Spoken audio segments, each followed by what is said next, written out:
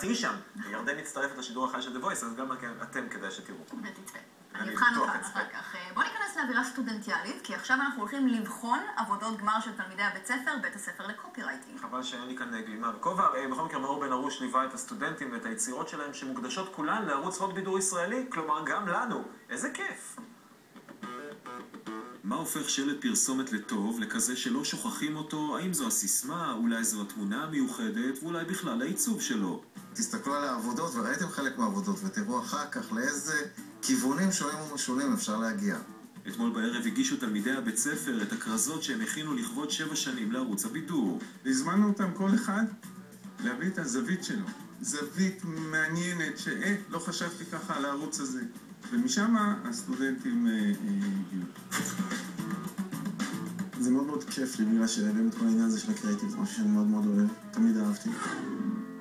הסטודנט אברהם מאיה הוא בהחלט לא אחד שהייתם מצפים למצוא פה. הרימו גבה, אי אפשר שלא, באמת, כאילו, אני לא משתלב לגמרי בנוף מבחינת החיצוניות שלי. איך הגבת שאמרו לך שהפרויקט הגמר הוא על ערוץ הבידור? ידעתי שהסתבכתי. היו כמה דברים שמאוד מאוד משכו לי את התודעה, נקרא לזה, חלומות פלסטיק, שזה זעזע אותי ברמה האישית.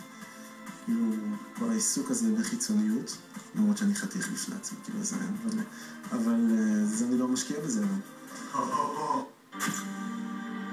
ניסיתי, בעזרת המעצבת הנפלאה שלי, ניסינו להביא פה איזושהי דמות של מישהי שתראה כמו הבת של השכן, סתם, מישהי. ופשוט מאוד לעשו ממנה סלב. והתובנה למעשה, הרעיון הגדול מאחורי כל העניין, זה באמת איך הערוץ הזה, והצופים של הערוץ הזה, למעשה הופכים את הסלב, זה למה שהם.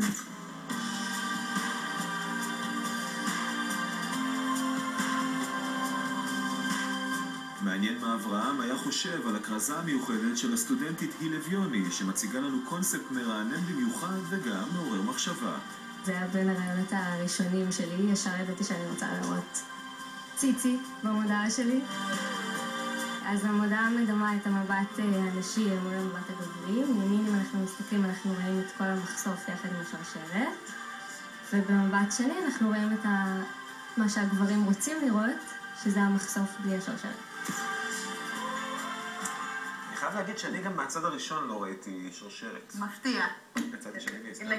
לחלוטין. גם היום אנחנו ממשיכים במבצע בחסות